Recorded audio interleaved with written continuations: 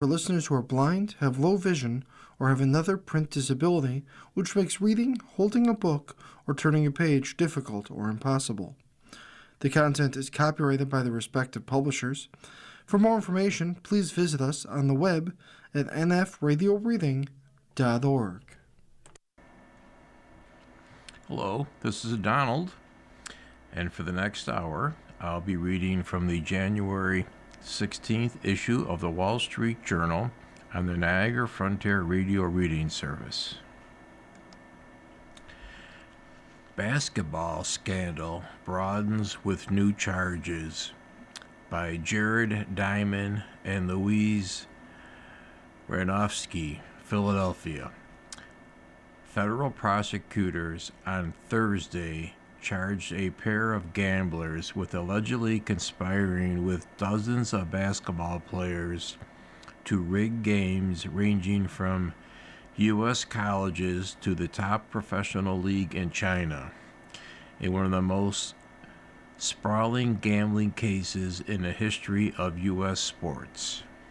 The case that emerged in 2024 appeared limited to a fringe National Basketball Association forward in Toronto, but the allegations expanded to pull in an NBA head coach and a star player with connections to fixed poker games and organized crime.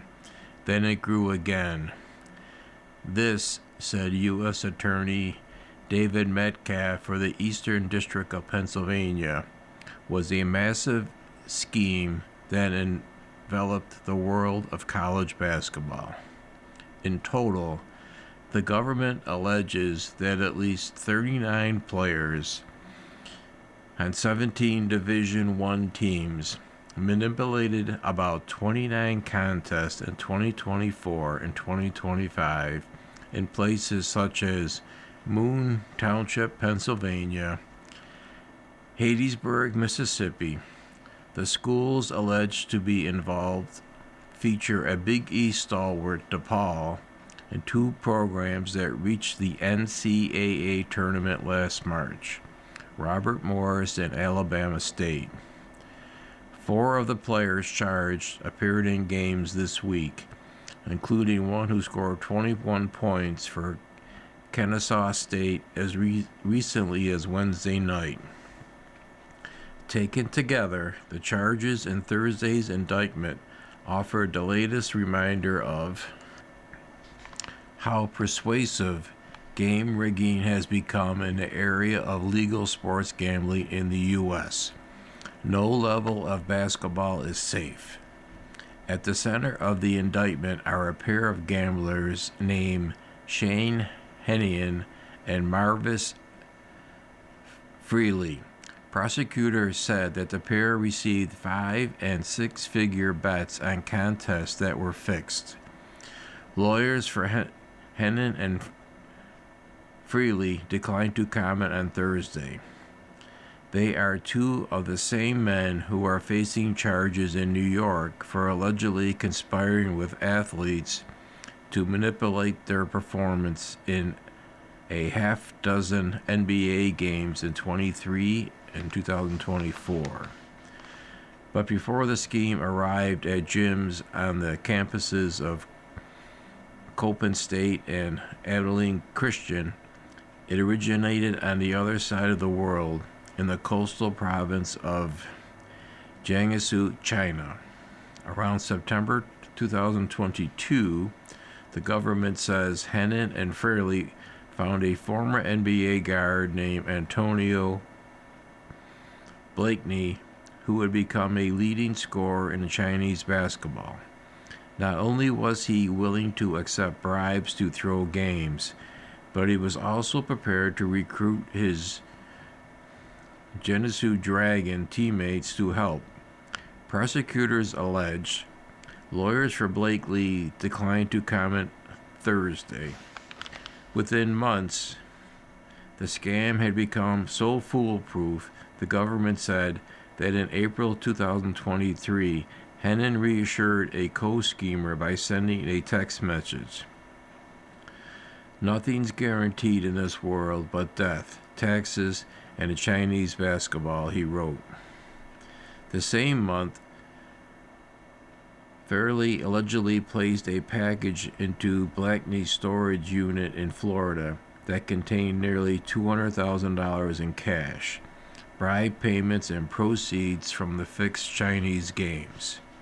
Then, Hennon, Farley, and Blakeney brought their operation back stateside into the college game.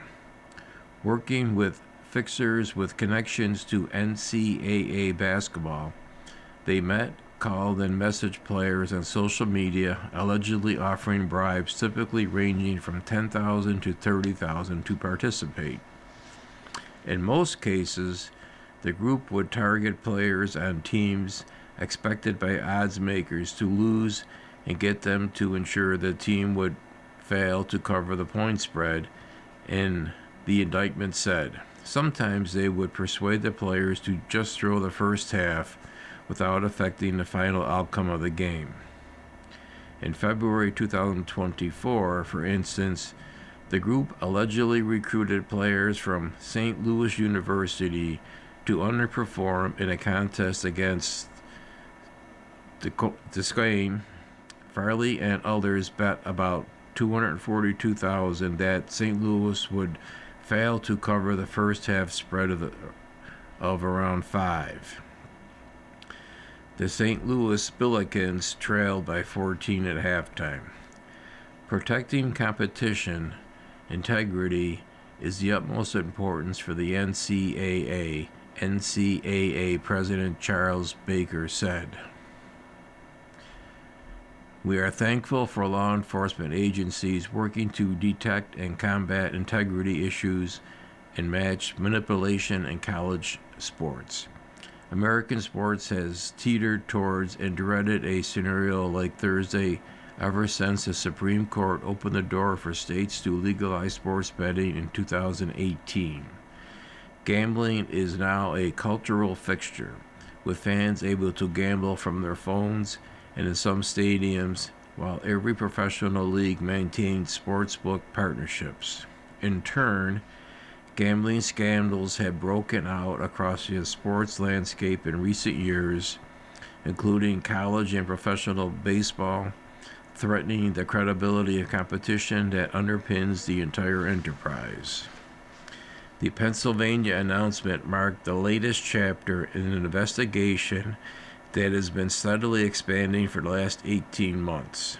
First, former Toronto Raptors forward John Tay Porter admitted that he faked injuries or illness so that gamblers, including Hemmon, could win bets on his performance. In October of last year, NBA guard Terry Rozier was charged with prosecutors saying he faked an injury and withdrew early from a game to help bettors cash in on his underperformance. He has pleaded not guilty. Portland Trail Blazers head coach Chauncey Billups was also accused of giving gamblers inside information. He has denied wrongdoing.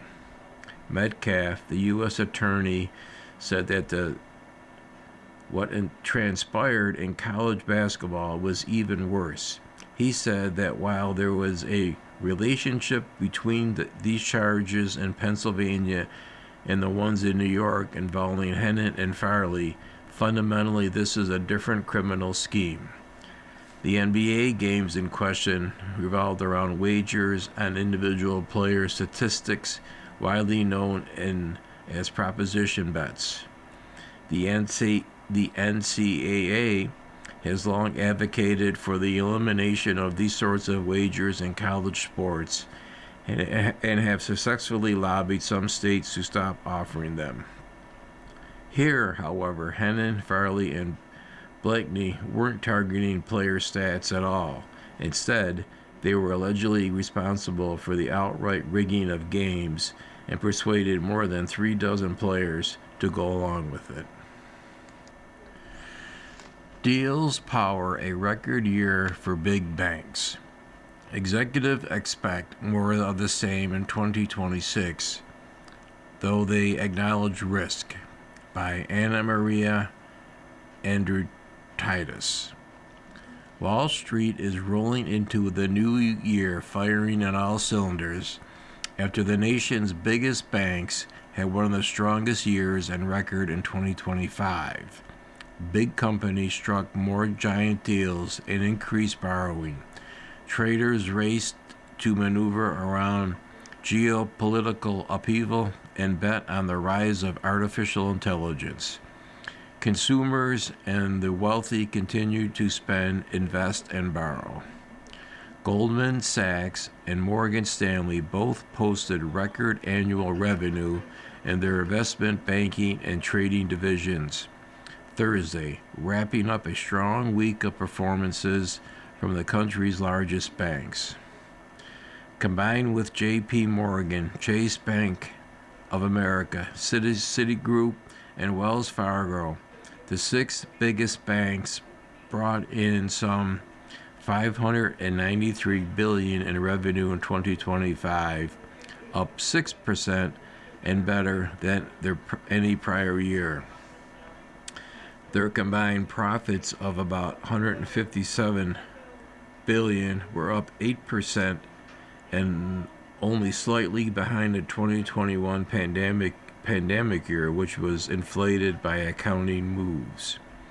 While executives were quick to flag risk, especially in policy and global strife, they remained confident that 2026 would be even better, predicting more initial public offerings, mergers, and private equity deals, and the financing that fuels deals.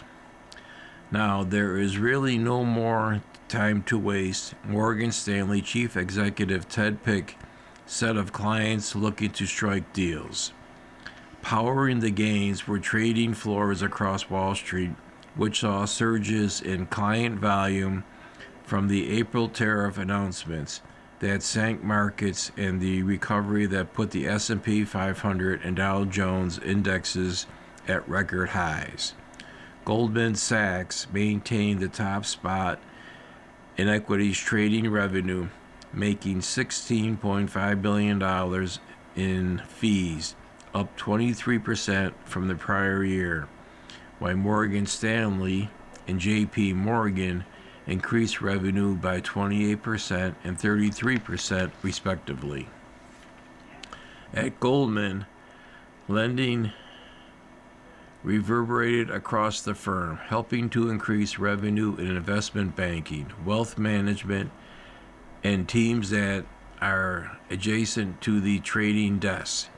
The bank had record revenue from equity financing, which involves lending to hedge funds and other trading clients, and FICC financing, which involves a range of lending to clients such as capital call loans made to investment firms and warehouse financing to mortgage lenders. After a rocky start to the year, confidence returned to corporate boardrooms and executive suites to pursue mergers, with 2025 producing the second highest merger volume on record, according to data provided LSEG. The pickup in mergers and acquisitions is also fueling a rise in lending that helps make these deals happen. Industry-wide debt underwriting activity in 2025 surpassed the previous high in 2020, according to Dealogic, and the loans clients used to acquire companies also records, Dealogic said. Goldman Sachs Chief Executive David Solomon said his team had produced a slide that said that the base outcome for M&A this year would be close to the 2021 record, with the bullish view would set a record.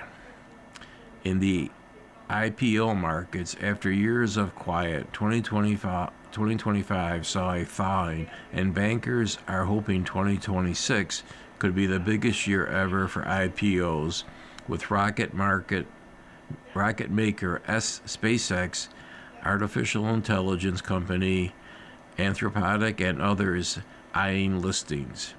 Still, bankers caution that the year could face potential hiccups. There is concern about the future impact of increasing global conflicts, interest rate and inflation uncertainties, and a slowing U.S. job market. Geopolitical is an enormous amount of risk, J.P. Morgan Chief Executive Jamie Dimon said. I have to go through each part of it. It's just a big amount of risk that may or may not determine the state of the economy. We're listening to a reading of articles and features from the Wall Street Journal and the Niagara Frontier Radio Reading Service. Trump's healthcare framework takes aim at cost, by Natalie Andrews and Sabrina Siddiqui, Washington. President Trump is urging Congress to make healthcare a priority this year, endorsing a series of proposals that come as his party faces mounting political pressure over rising costs ahead of the midterm elections. The White House released a health care framework Thursday called the Great Health Care Plan, which seeks to lower prescription drug prices, increase price transparency, and redirect federal subsidies from insurers to consumers.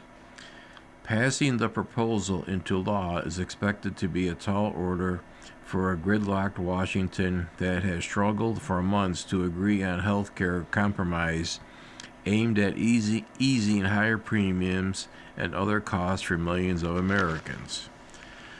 The plan brings together ideas that have been pitched by several lawmakers and asks Congress to codify executive actions designed to bring U.S. drug prices in line with the lowest level paid by other rich countries.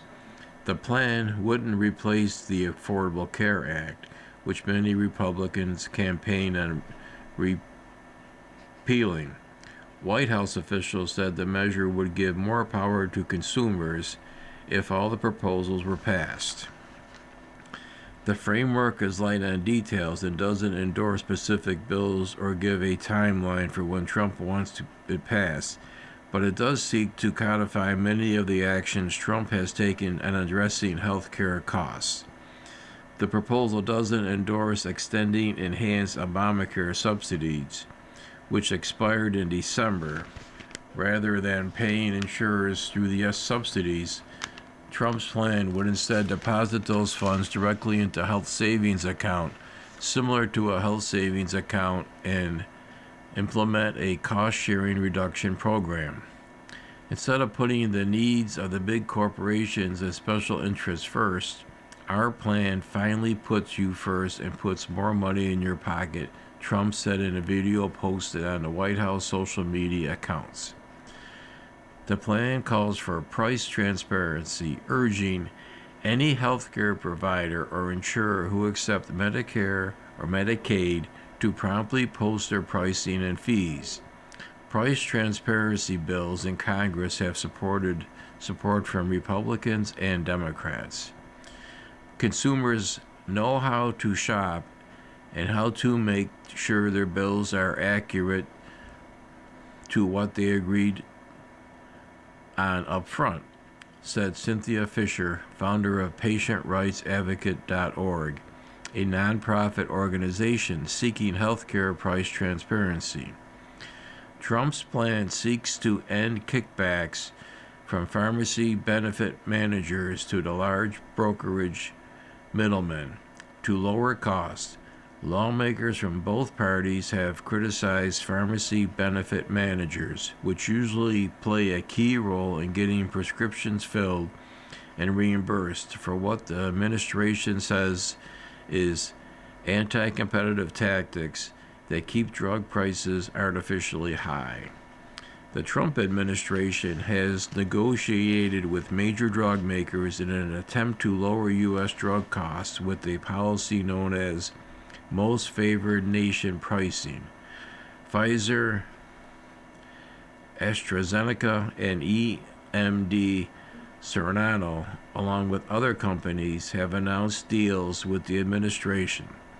The drugs are expected to be sold through a website known as Trump RX later this year.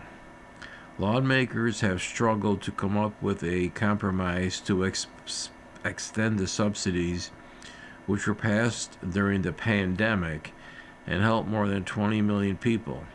House Democrats, joined by 17 Republicans, passed a 3-year extension of the subsidies earlier this month.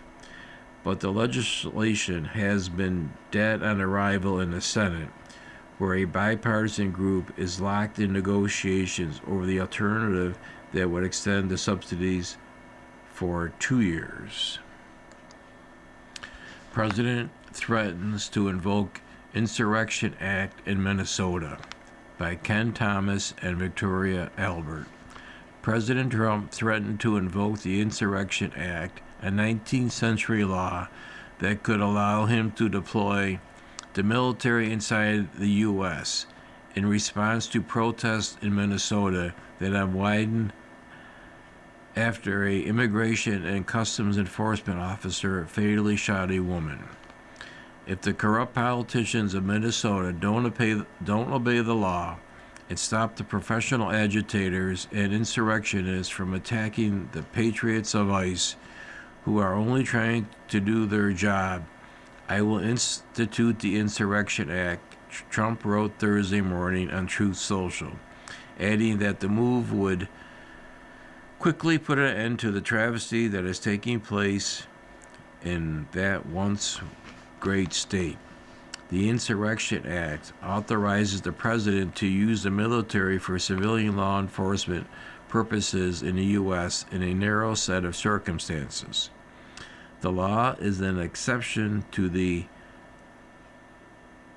Paz Comatas Act, which typically places strict limits on how federal forces can be used in U.S. soil. Any use of the Insurrection Act would likely face legal challenges. The threat escalates a week-long battle between Trump and Minnesota leaders. ICE agents were deployed en masse to Minnesota on the heels of a welfare fraud scandal that brought the state's Somali immigrants into national spotlight. The Department of Homeland Security has said it is the largest operation in the agent's history. As ICE agents killing of 37-year-old Renee Nicole Good in Minneapolis last week further inflamed tensions, sparking widespread protests. A federal immigration agent shot and killed a Venezuelan man in Minneapolis on Wednesday, authorities said. The officer shot the man in the leg after he attempted to flee a traffic stop Wednesday, according to the Department of Homeland Security. Minnesota Democrat Governor Tim Walz said 2,000 to 3,000 federal agents have been deployed in the state. In a brief speech on Wednesday evening, he encouraged residents to protest peacefully and record agents' actions. Walz on Thursday made a direct appeal to Trump on social media. Let's turn the temperature down, he said. Stop this campaign of retribution. This is not who we are.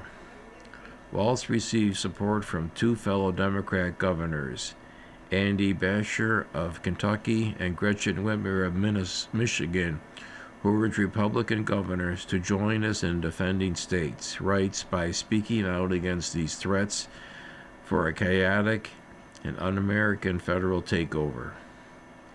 Homeland Security Secretary Kristi Noem said Thursday that the Trump administration had no plans to pull out of Minnesota and that the ICE personnel were acting lawfully. Asked why some Minnesota residents are being asked to show proof of citizenship, Noem said, in every situation we are doing targeted enforcement. If we are to target and do an operation, there may be individuals surrounding that criminal that we may need to be asking, who they are and why they are there and having them validate their identity. That's what we've always done. Noem said she discussed the Insurrection Act with Trump on Thursday morning. He certainly has the constitutional authority to utilize that, she said. Trump has previously threatened to invoke the Insurrection Act over tensions in blue-leaning cities, but he hasn't used the law, instead drawing on other legal authorities to deploy the National Guard in cities such as Los Angeles and Chicago. Trump said in December that he would end the deployment of National Guard units in several cities after suffering a loss at the Supreme Court over the presence of troops in Chicago. Trump considered using the Insurrection Act in 2020 to quell a protest over the killing of George Floyd, but faced pushback from within his administration. The Wall Street Journal reported at the time he ultimately decided against it. The Insurrection Act has been invoked only a few dozen times in U.S. history, according to the Brennan Center for Justice, a public policy think tank. It was most recently used by then-President George H.W. Bush at the request of California Governor to aid with civil unrest over the acquittal of 4 police officers in a beating of Rodney King, the center said. Any attempt to invoke the act would almost certainly face legal challenges. The law as written is extremely broad, says Laura Dickinson, a professor at George Washington University Law School. Nevertheless, she said, it has been interpreted by both parties as an emergency option to be used when law and order has been completely broken down. U.S. forces seize 6th oil tanker near Venezuela by Shelby Holiday, Costas Paris, and Malign Kresny. U.S. forces seized a 6th oil tanker Thursday, the U.S. Southern Command confirmed. In a pre-dawn raid, Marines and sailors launched from the USS Gerald R. Ford aircraft carrier in the Caribbean and apprehended the vessel Veronica, according to the military Southern Command. The Veronica is the latest tanker operating in defiance of President Trump's established quarantine of sanctioned vessels in the Caribbean, U.S. Southern Command said on social media. The move could raise tensions with Russia, which has been moving to protect Dark Fleet tankers in recent weeks. The Veronica has now changed its name to the Galileo, and its new registered owner is Burvestamian, a Russian firm, according to the shipping database Equinus. The tanker reflagged to sail under the Russian tricolor, as many shadow tankers have been doing. Their hope is to avoid interception by the U.S. military and skirt the blockade and Venezuelan oil movements. The tanker previously was owned by MG/Flat LLC, a company that has been sanctioned by the Treasury Department for transporting weapons from Iran for the Moscow businessman Dzhandan Imragalovich, pacifist, whom the Treasury identified as chairman of the board of LOT, is accused of helping to transport military goods globally, including one of the Russians' primary drone plants. The Trump administration's crackdown, what is called the Dark Fleet that transports sanctioned oil, has continued as the U.S. seeks to work with Venezuela's interim government to control the nation's oil sales. The oil tanker crackdown has had a significant impact on Venezuela's oil exports. This month, crude loadings have fallen to about half of the normal levels, according to shipping analytics provider Kepler. The only ships that are loading crude at Venezuela's ports are tankers bound for the U.S. and those transporting oil to Venezuelan refineries, the company said. U.S. officials have said they are working with Caracas that the U.S. could receive Venezuelan crude that is backed up for onshore facilities and floating tankers that serve as oil storage and then sell it. Many of those barrels have been blocked from going to China and other markets because of the U.S. blockade. The dark fleet model with Venezuela for now has been broken because there are no cargoes, said Michelle Weiss-Blockman, a maritime intelligence analyst at Windmart. Whether or not the dark fleet will be able to resume shipping to China, given that the U.S. is working with the PDVSA, the Venezuelan state oil company, to control what's going in and out of the country, is quite possibly that the dark fleet tonnage will no longer call there. There are dozens of ships carrying Venezuelan oil in the Caribbean and other waters around the world that the U.S. could try to take control of if Trump wants to widen the crackdown, analysts say. Kepler estimates that as of January 13th, about 15.5 million barrels of crude oil and 17 tankers in Venezuela waters, not including ships heading to the U.S. You are listening to a reading of articles and features from the Wall Street Journal and the Niagara Frontier Radio Reading Service. German and UK economies show signs of recovery, by Ed Frankel and Don Nico Forbes.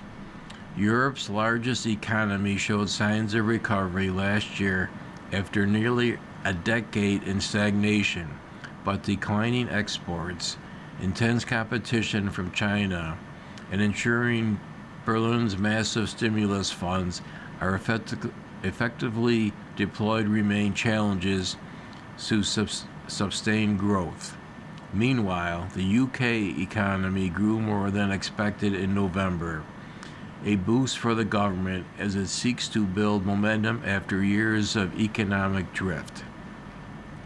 German gross domestic product in the Eurozone's largest member increased 0.2% in 2025.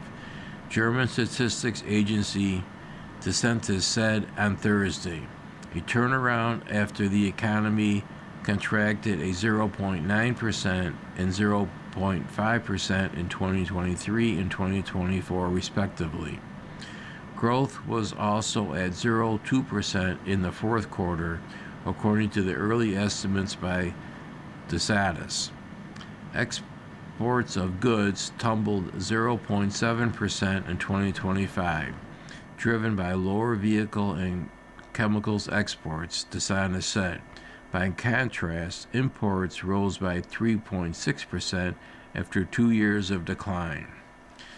Germany's export business faced strong headwinds owing to higher U.S. tariffs, the appreciation of the euro, and increased competition from China, said Census President Ruth Brand. Manufacturing output was down for a third year in a row in 2025.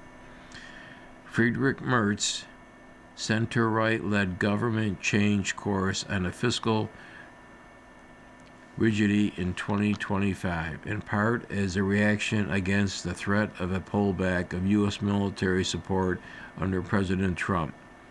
Berlin pledged to unlock more than $1 trillion in defense and infrastructure projects. The stimulus is starting to work, said Holger Schmelding, chief economist at Hamburg-based bank Berenberg. Factory orders and industrial production rose for 3 straight months into November for the first time since 2022. UK Economic activity, meanwhile, increased by 0.3% in November, the Office for National Statistics said Thursday. This compares with a 0.1% fall in October and was above a consensus of economics polled by the Wall Street Journal, which expected a rise of 0.1%. The rise was driven by a rise in industrial production, which was up 1.1% on month. Production of vehicles, trailers, and semi-trailers rose 25.5%, indicating a recovery in the automotive sector after a cyber attack on Jaguar Land Rover in August. Services output rose 0.3% in November, boosted by retail sales and professional services. Taiwan, U.S. signed trade deal on chips by Amrith Ramakur.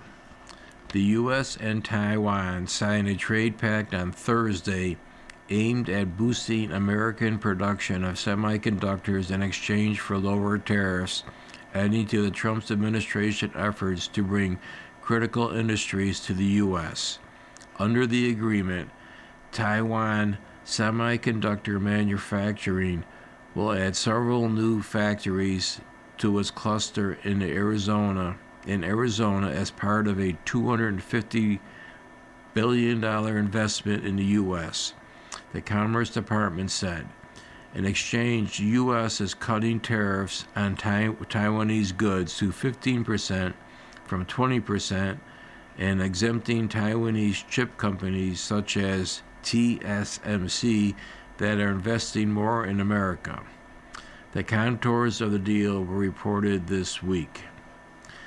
The agreement adds to deals with trading partners including the European Union and Japan and a truce with China.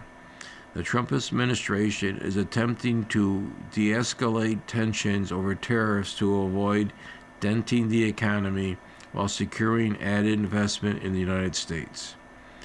The Taiwan deal focuses on semiconductors because of the dominance of the TSMC, which essentially has a monopoly on making the advanced chips that power the modern economy. They are crucial for customers from Nvidia to Apple that want to build data centers for training AI models or sell consumer products.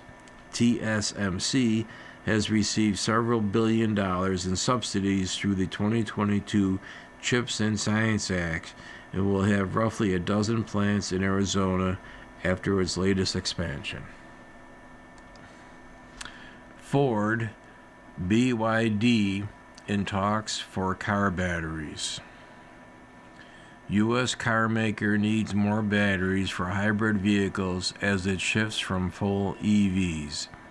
By Ryan Felton and Raphael Hung. Ford Motor and BYD are in discussions on a partnership in which the American car maker would buy batteries from the Chinese auto company for some of its Ford's hybrid vehicle models, according to people familiar with the matter. The two companies are still discussing how the arrangement would work. One idea is that Ford would import batteries from BYD to Ford's factories outside the U.S. Some of the people said, talks continue, and it's possible a deal won't materialize, the people said. The tie-up, if completed, would pair Ford with the largest Chinese car company that has struck fear in much of the U.S. auto industry over its ability to produce affordable models that carry sophisticated technology. For Ford, it solves a problem. As the company pulls back from the electric vehicles and ramps up its lineup of hybrids, it needs a battery supplier, and BYD is able to produce high-quality car batteries. We talk to lots of companies about many things, a Ford spokesman said. A BYD spokesman declined to comment. Before becoming one of the biggest car makers in the world, BYD developed a robust battery manufacturing business, including batteries for hybrid models. It currently produces most batteries in China, but the company is building up capacity in its overseas plants as it expands in markets such as Southeast Asia, Europe, and Brazil. Bernstein Research estimated that BYD's battery shipments rose 47% last year to 286 gigawatt hours. After the journal story about the potential deal was published, President Trump's trade advisor, Peter Navarro, criticized the idea on X. So Ford wants to simultaneously prop up a Chinese competitor's supply chain and make it more vulnerable to the same company that chain extortion, he said. What could go wrong here? Last month, Ford said it would pivot away from making electric vehicles in the face of slumping demand and take an expected $19.5 billion in charges primarily tied to its EV business. The company said it aims for roughly half of its global sales volume by 2030 to consist of hybrids, extended range plug-in hybrids, and all-electric vehicles. Meanwhile, Ford plans to bolster its lineup of gas-powered vehicles and expand hybrid vehicle options. To do so, Ford needs more batteries to fit the hybrid vehicles. BYD has produced some batteries for commercial vehicles at its California bus manufacturing plant, but hasn't made passenger car vehicles in the U.S. Several American automakers have partnerships with foreign battery makers. GM and Ford have had joint ventures with South Korean companies.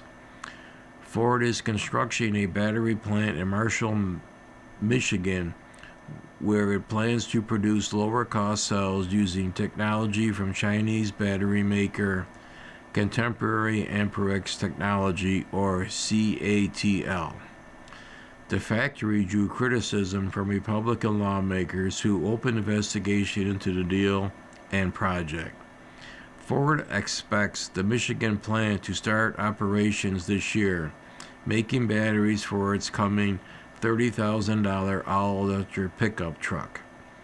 American car executives have been transparent about their fear of upstart Chinese car makers such as BYD and the threat they pose to the U.S. auto industry.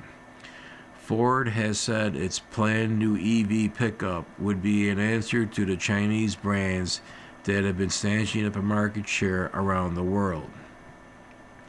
Chinese automakers are effectively blocked from entering the U.S. market because of high tariffs imposed by the White House and an imminent ban on some software in new cars. But there are signs they are interested in coming. Last week, China auto industry Geely said it's looking to an expansion to the U.S. in the next few years. Even still, Ford and BYD are familiar partners. In 2020, Ford started using BYD batteries in China for cars made by its Chinese joint venture with state-owned car maker Chang'an. A few years later, BYD approached Ford about providing batteries to its cars sold in other markets. With the EV market dialed back, executives at Ford and competitors see hybrid vehicles as a likelier technology to gain steam among U.S. car buyers. Ford has already started notching gains in a burgeoning space. The automaker's hybrid sales in the fourth quarter of last year rose 18% compared with the year prior to about 55,000 total. At the Detroit Auto Show this week, Ford Chief Executive Jim Farley said the company has seen success with the F-150 hybrid variant and now wants to expand across a range of other hybrids and extended range vehicles. I think our message is really simple, he said. Give Americans choice. You are listening to a reading of articles and features from the Wall Street Journal and the Niagara Frontier Radio Reading Service. Hershey Bar Gets Marketing Makeover by Katie Drayton. Hershey wants its 130-year-old workhorse chocolate brand to work a little harder. The candy and snacks maker, whose portfolio also includes famous names like Reese's and Twizzlers, has increased its marketing budget for Hershey by 20% to fund the brand's first new advertising campaign in 8 years. The Hershey Company spent $600 million total in advertising expenses in 2024. It will use both traditional and streaming TV, but also marketing channels where the Hershey brand has less experience, such as influencer companies on TikTok, live events, and actively around big cultural moments, like this year's Winter Olympics and celebrations of the 250th anniversary of the independence. The advertising push is set to begin next week. The brand will also be promoting in the most modern of advertising plays, a forthcoming movie called Hershey, about the company's founder and his wife. A product drop of limited Dubai-inspired Hershey bars last month in New York Times Squares, coupled with a sponsored presence at the Rockefeller Center tree lighting ceremony, foreshadowed the new strategy to stay on trend in the public eye. The brand previously followed the same primary seasonal advertising playbook year after year, emphasizing Halloween and Valentine's Day, for example, to reliably affect but little applause. You see charm and change through the course of the year in different seasonal moments, and over the course of the life stages too, said Stacy Taif, Chief Growth Officer at Hershey. Our goal is to fill in the gaps, she said, referring to the candy shopping occasions outside of Halloween and Easter, and to households without children who eat sweets.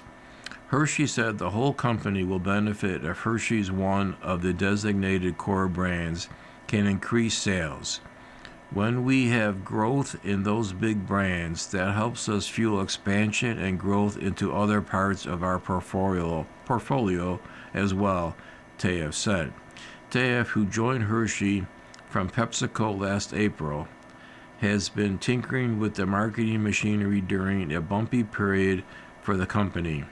Rising cocoa costs have hurt the bottom line since 2023.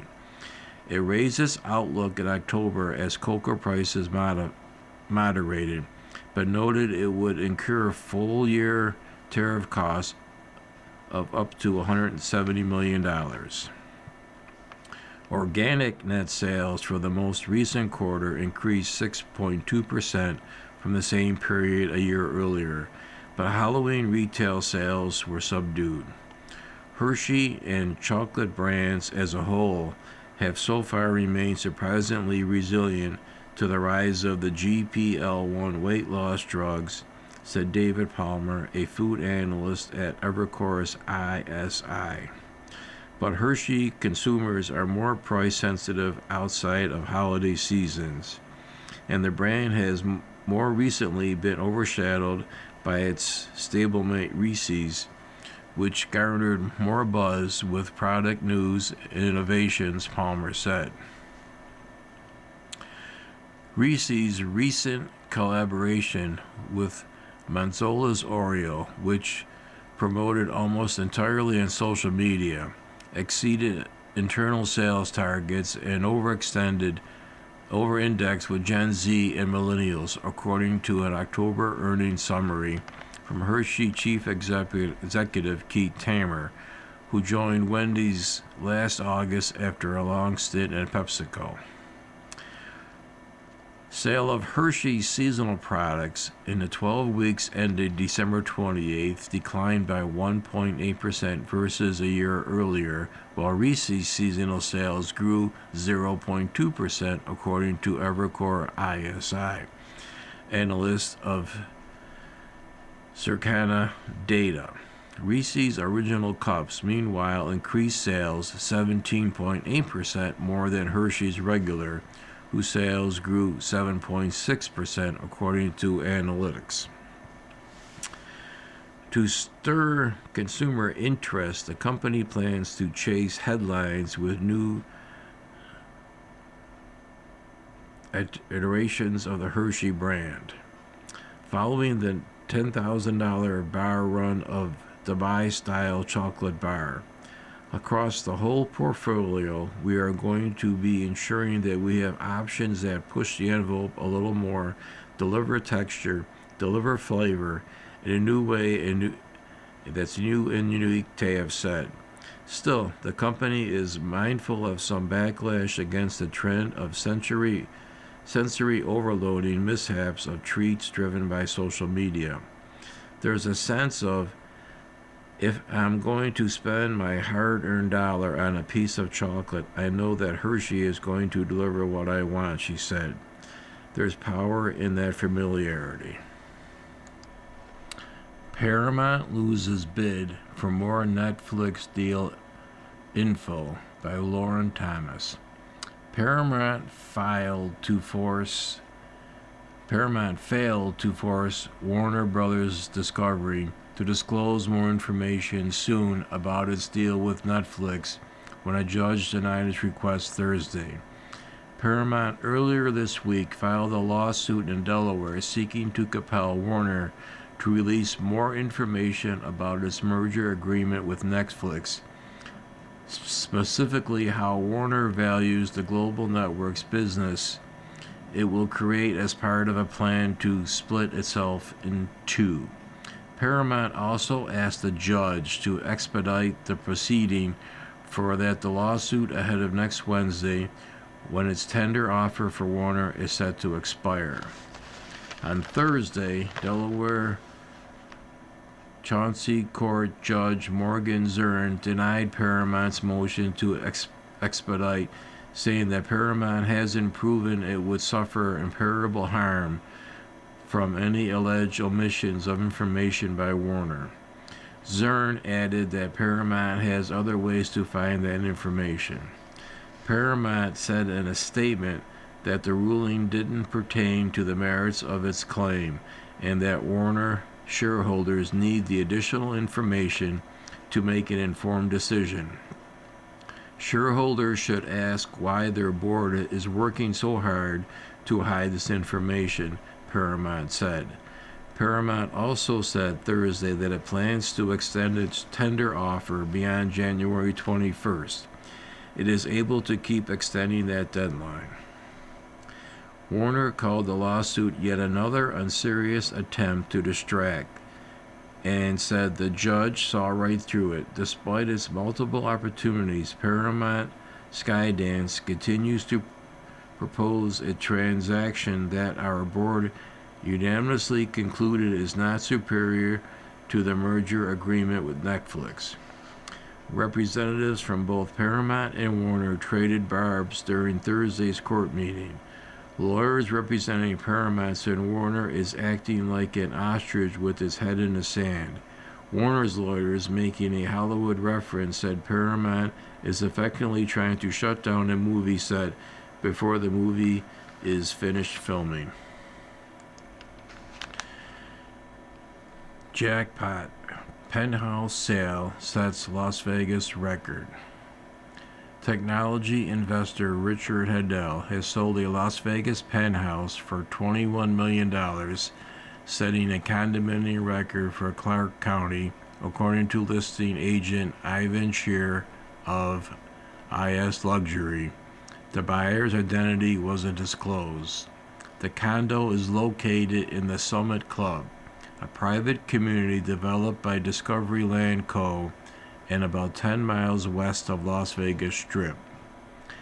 Handel purchased the unit for $9.4 million in 2023. The original asking price was $25 million, but it was most recently asking $23.5 million. Handel declined to identify the buyers, but said they also purchased the furniture and art. Right down to the silverware, he said. We didn't have a place for it anyway. The penthouse is roughly 5,000 square feet with 5 bedrooms and views of the Strip and Red Rock Mountains. It has a wraparound terrace with a hot tub, lap pool, and outdoor shower, said Scheer, who represented the seller and buyer in the deal. Handel is the former CEO of the gaming companies Bailey Technology and Powerhouse Technologies. There were construction delays after he purchased his unit at the Summit Club, and by the time it was complete, he had moved into a single-family home nearby. I didn't know which to sell, he said, so we wound up listing both, each asking $25 million. The previous record for a Clark County was set in 2021 by a 5-bedroom, roughly 17,000 square foot penthouse on a strip that fetched $16.25 million. Luxury home prices in Las Vegas and nearby Henderson have surged over the past few years. Vacant lots at the Summit Club used to go for around $2.5 million to $3 million. Now the minimum price is around $8 million, Scheer said. Nevada's tax-friendly policies are drawing newcomers from California and Washington, he said. Biotech venture capital deals poised to recover in 26. By Brian Gromley. A run of pharmaceutical mergers and acquisitions is fueling optimism that biotechnology venture capital is poised to rebound from its post-pandemic slump.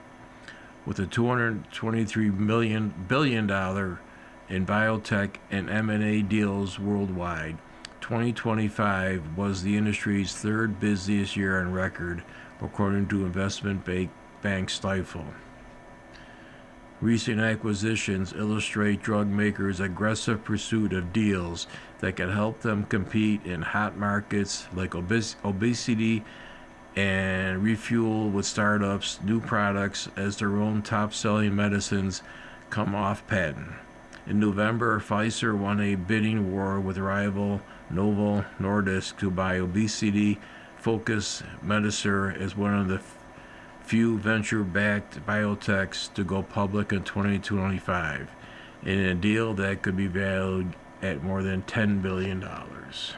Improved IPO market would give both biotech startups more financing options, provide competition to pharmaceutical acquirers, and add to the venture investors' confidence in the sector.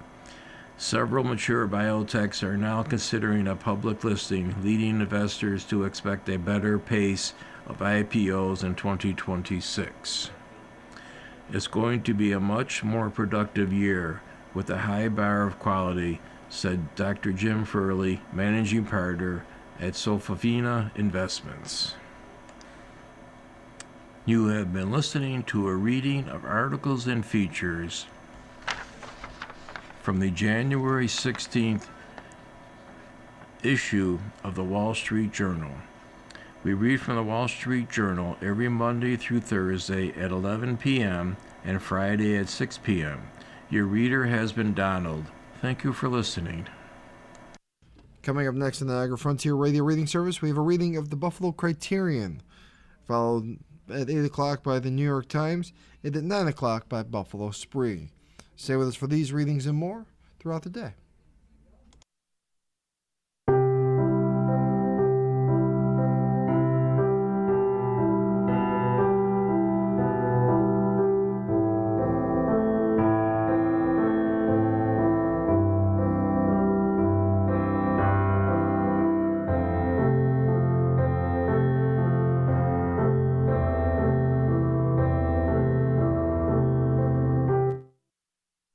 following program is intended for listeners who are blind, have low vision, or have another